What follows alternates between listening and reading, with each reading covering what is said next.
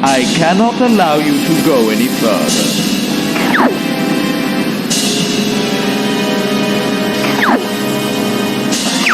Let's see what you've got. You're more cunning than I thought. I've underestimated you. How about this?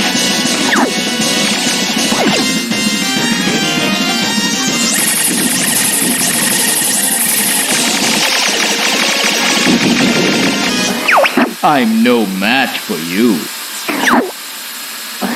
I admit defeat.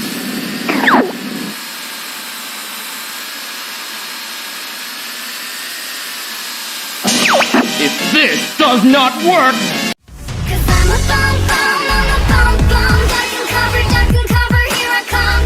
I'm a bum bum, I'm a bum bum, I'm a bum bum. Hello again, Carmen Ryder here with another commentary. My Wi-Fi is back on as well as my TV, so I can finally do more commentary videos.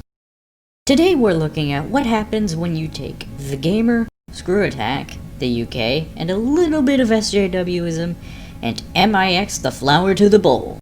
What do you get? Well, you get SVG, which stands for... let me look it up.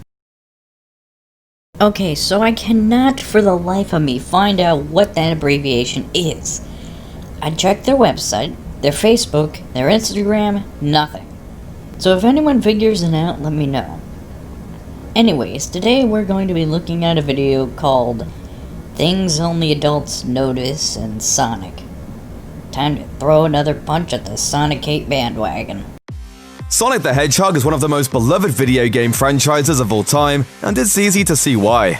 Bright colors, cute animals, goofy robots, it's got pretty much everything that kids like to see. Those of us who have grown up with it, however, have noticed some pretty weird stuff that we missed when we were younger. Not really? 16 seconds in and you're already making assumptions. Here are the things that only adults notice in Sonic the Hedgehog. The villains of Sonic Lost World are, on the surface, nothing more than a quirky set of punching bags for Sonic to dunk on. However, it only takes one close listen to their in-game dialogue to reveal a different story entirely. I doubt a small bit of dialogue is what it takes to make a game dark. Then again, Atomic Bomberman exists, so what do I know? Seriously, why don't more people like this game? Take Zaz for example. He's a spiky string bean of a bad guy with the voice of an emo high schooler, which is pretty standard as far as Sonic bad guys go. Midway through one of the first levels, however, his voice can be heard taunting Sonic with a pretty hardcore threat. You're going home in a box! If that's what you consider a Pretty hardcore threat. then I question how you function through your day-to-day life. Probably if this guy played Atomic Bomberman, he'd be in a fucking crying fit followed by a heart attack.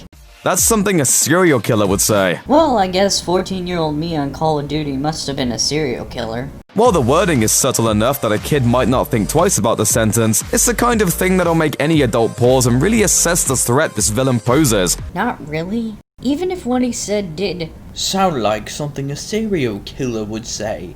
He's a villain!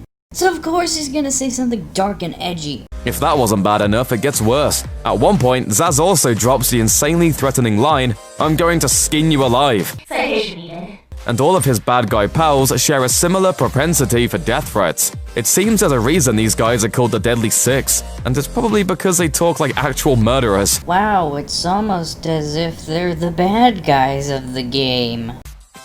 Sonic Lost World isn't just the last bastion of Zeti privilege in the Sonic the Hedgehog universe, it's also the home of Zomom, who initially appears to be the laughingstock of the Deadly Six.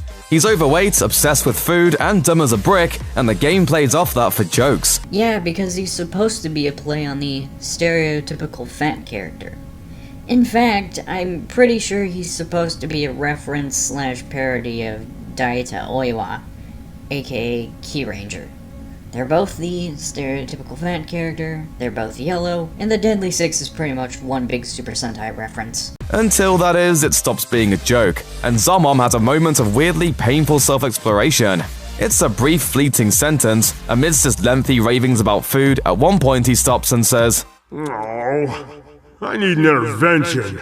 You got dark, girl. You got real dark. If that clip gets me a copyright claim, then I'm gonna need an intervention. Also, it's clearly a joke. Grow up. It's spoken with a sadness and sincerity that kind of resonates with anyone who's actually struggled with addiction. It kinda doesn't.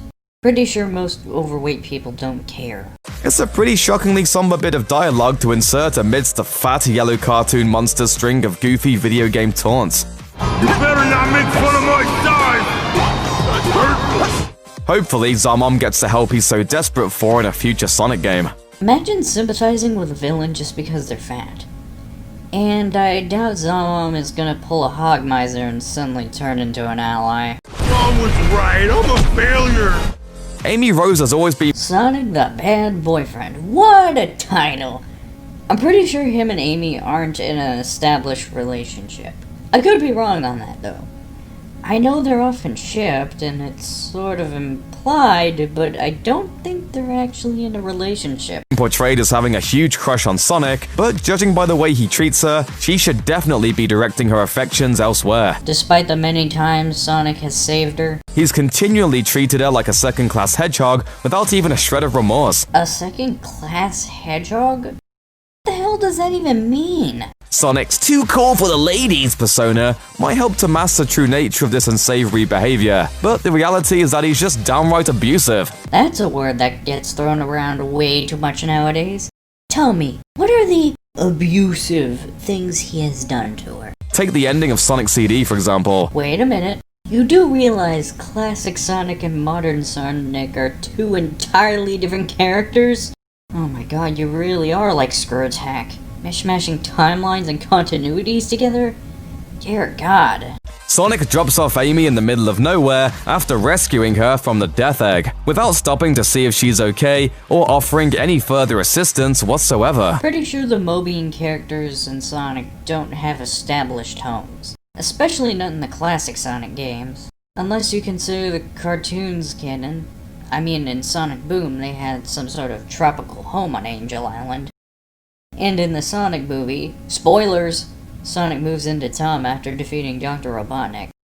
But other than that, there's no other specific home Sonic and the gang have. He just ditches her, and remember Sonic Riders? Dr. Eggman uses Amy as a hostage shield, and instead of working out some way to save her, Sonic just dives in and writes her off as potential collateral damage. While she miraculously avoids injury during this dangerous move, Sonic's total disregard for her safety is pretty messed up. Okay, so I don't have this game, but I looked up the cutscenes and I can safely say you left out context. Let me tell you what actually happened. Basically, in the final race of the tournament, Sonic and Jet face off in a race, but Jet wins by having his team blow up Sonic's extreme gear. After this, Jet goes up to the Chaos Emeralds that were used for entry with some cube thing. Using the emeralds and the cube, he causes the Babylon Gardens to rise, but then Dr. Eggman takes the cube and attempts to flee to the Babylon Gardens for the treasure. Amy then jumps on Eggman's ship, and Eggman takes off with Amy still holding on. Sonic, Tails, and Knuckles then go after Eggman. Tails provides Sonic with a new gear. Sonic attempts to go after Eggman, but Jet catches up to Sonic to get the treasure. A bit of racing later, and Sonic wins. He then goes after Eggman, who's attempting to open the Babylon Garden door to get the treasure, but then Eggman holds Amy hostage. In an attempt to stop both Eggman and get Amy out of his hands, he creates a tornado and blows Eggman, Amy, and the cube away. Of course, Amy misinterprets this, but either way, she's unharmed. So yeah, Amy could have been a casualty, but Sonic was trying to save her from whatever the hell Eggman would have done to her. So your argument is invalid. Moving on. Then there's the time in Sonic Generations when she just wanted to wish Sonic a happy birthday, and he literally shoves his hand into her face to shut her up. By just wanting to wish him a happy birthday, you mean hugging/glomping on him without permission. I mean, you know how Amy can get sometimes. Here's a tip, guys. If a girl is interested in you, do not shove your hand in her face by way of response. A polite thanks but no thanks will do. Sonic sucks. Yeah, I'm pretty sure saying no isn't gonna stop Amy of all Mobians from glomping on Sonic. Sonic the Hedgehog has a lot of good qualities, but you can never accuse him of being modest. It's not just the extreme confidence in his ability to run fast and blow things up, he's defeated Eggman enough times to earn that arrogance. The real lack of modesty comes in his choice of only ever wearing 2 items of clothing, shoes and gloves. I mean, he doesn't exactly have genitals, so he doesn't need to wear any clothes. I mentioned this to Screw Attack when they said that Sally was sexual. Set aside the fact that he's running around out there practically naked though, and there's still another problem with his minimalistic wardrobe. He's always wearing gloves and shoes, no matter what. Does he ever even change these items out for fresh pairs? I mean, I don't doubt that he washes his gloves considering how they're never dirty. Though his shoes don't really need a fresh pair. As long as you wear socks, wearing shoes from the previous day is fine, which he clearly does wear socks. But even then, he has replaced his shoes before. Remember the Lightspeed shoes from Sonic Adventure? It doesn't seem like it. That means those same sneakers from the Genesis days are getting more and more worn down with every entry in the series. Even worse, it's crazy gross to wear the same pair of gloves for almost 30 years. Think of the sweat buildup. With all those golden rings he collects, you'd think Sonic would have invested in a fresh set of clothing by now. Of course, the biggest question this fashion oddity presents is the mystery of what his hands and feet look like. Well, you did show him turning into Werehog Sonic, which shows he has hands. So, just imagine that, but smaller, and flesh tone.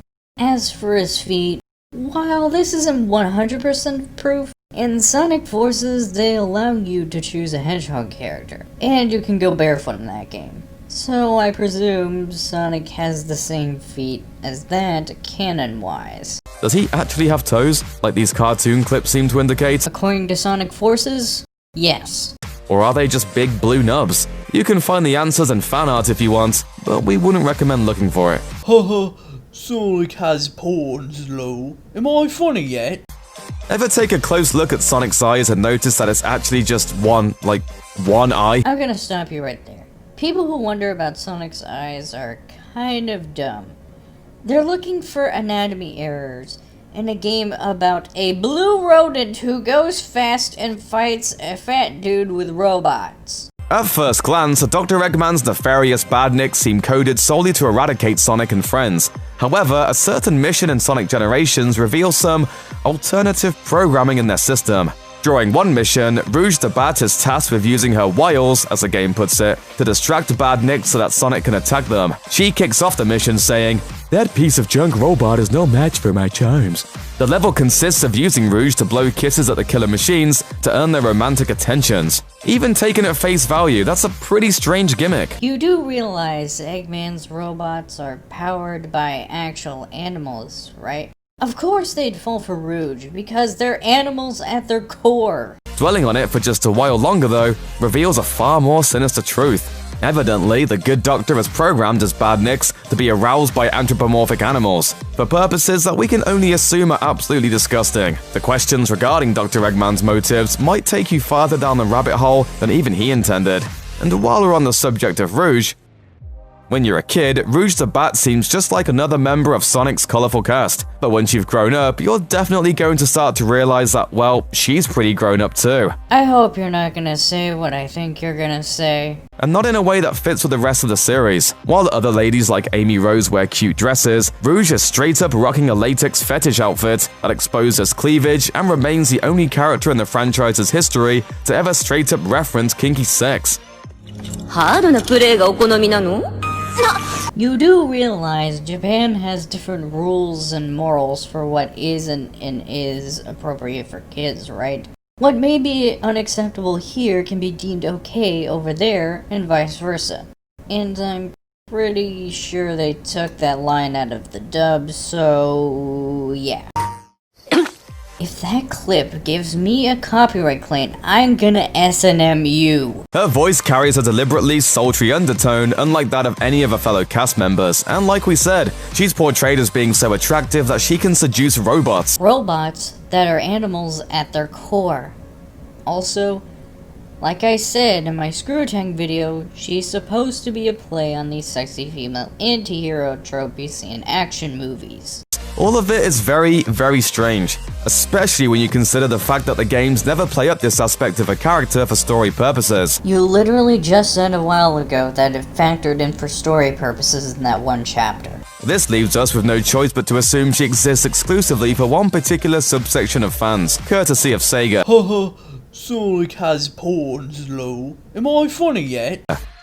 While Dr. Eggman might be a one-dimensional kids franchise character whose objectives are purely motivated by bad guy logic, that still doesn't explain the dark nature of his deeds. Think about it, he's a grown man with a genius-level IQ who spends all day creating contraptions with which to constrict, constrain, and kill animals. And Terry A. Davis was a guy who built his own operating system from scratch, but is also a racist asshole. And that's a real person.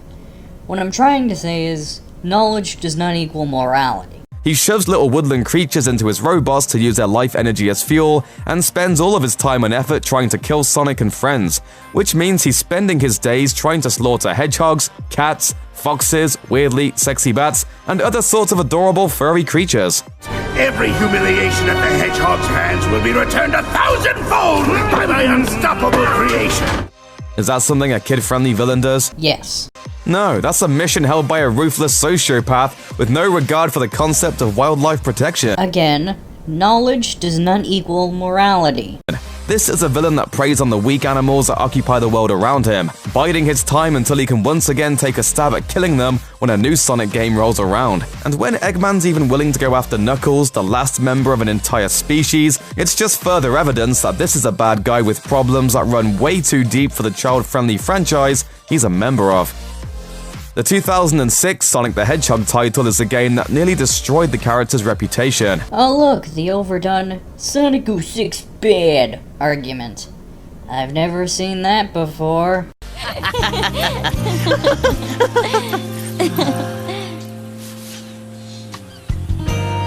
Nice smile. It's infamous for a lot of reasons. Tons of glitches, troublesome gameplay design choices, and a convoluted narrative are the most glaring issues when it comes to discussing this game's flaws. There are more subtle problems lurking throughout too. Most notably, its unsettling romantic elements. I was able to be myself. A girl. It sounds like being a princess isn't that easy. Rather than entertaining any sort of uncreepy relationship prospects with Amy Rose, Yeah, because tackling your crush and smooching them without permission totally isn't creepy. Sonic 06 instead decides to seduce a human princess. Princess Elise falls for the Hedgehog's charms, and by the end of the game, they're smitten with each other. You better not say what I think you're gonna say. This is why when Sonic dies at the end of the game, Elise takes it upon herself to kiss his dead corpse in hopes of resurrecting him. It seems innocent enough on the surface, like a reverse Snow White story, unless you stop to think about what's actually going on here. A human princess engaging in romantic activities with a dead animal guy? Even if it's not frowned upon in the Sonic universe, it's definitely an open invitation for all sorts of diseases, and frankly, just plain uncomfortable to watch. He was only dead for like a few seconds. I doubt he has any diseases. Also, Yif isn't bestiality. Let me explain why. Anthro characters, while not human, are still treated as people. They can talk, have jobs and lives, and also consent. Unlike feral animals. The main reason bestiality is bad is because animals can't consent like humans can. But since these animals are people like humans are people, they can consent. And because they're human proportioned, it won't have any biological damages either. The fact that I have to explain this speaks volumes about how far these people reach. One of the coolest moments in the original Really? Are we gonna start diagnosing characters with disorders they don't have? As a person with ADHD, I'll see if you get any of this shit right. Sonic the Hedgehog game came if you left the controller alone. After a few seconds, Sonic would start tapping his foot and looking out at you, the player, impatiently waiting for the game to get going. Pretty cool, right? Even though other video game characters do that as well? Mario never did that. Are we really going the Mario vs. Sonic route again? The war between Nintendo and Sega is over. They truced. They're no longer enemies. This trope has been done to death already. Enough. Also, Mario does the same thing in Mario 64. You know, when you leave the controller alone for a long time and Mario goes to sleep. Remember that? Well, unfortunately, it's just one of the many reasons that everyone's favorite hedgehog is a serious contender for being diagnosed with ADHD. Oh really? Did you invite a therapist or a mental health expert to prove that? Of course you didn't. Seriously, he exhibits all the signs: a short attention span, hyperactivity, perpetual restlessness, lack of restraint, extreme impulsive behavior. Kids will think it's just part of his character's rude tude. It is. But the older one gets, the clearer it becomes that Sonic might not be practicing his gotta-go-fast mentality by choice. Remember Sonic CD? He was willing to jump off the screen and abandon his own game just so he could avoid boredom, for crying out loud. That's a fourth wall breaking Easter egg. It's not canon.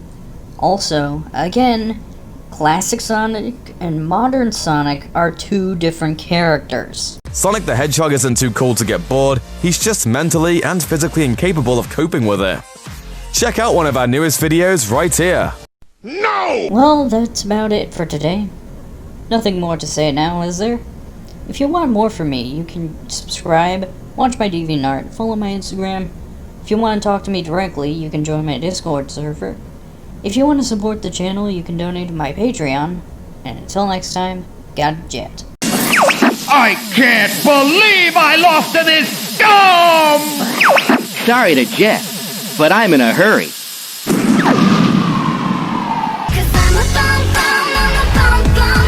Duck and cover, here I come. I'm a bum bum, I'm a bum bum, I'm a bum bum. Duck and cover. Phew, another day of recording. Come in. Wait. I thought you were gone a long time ago.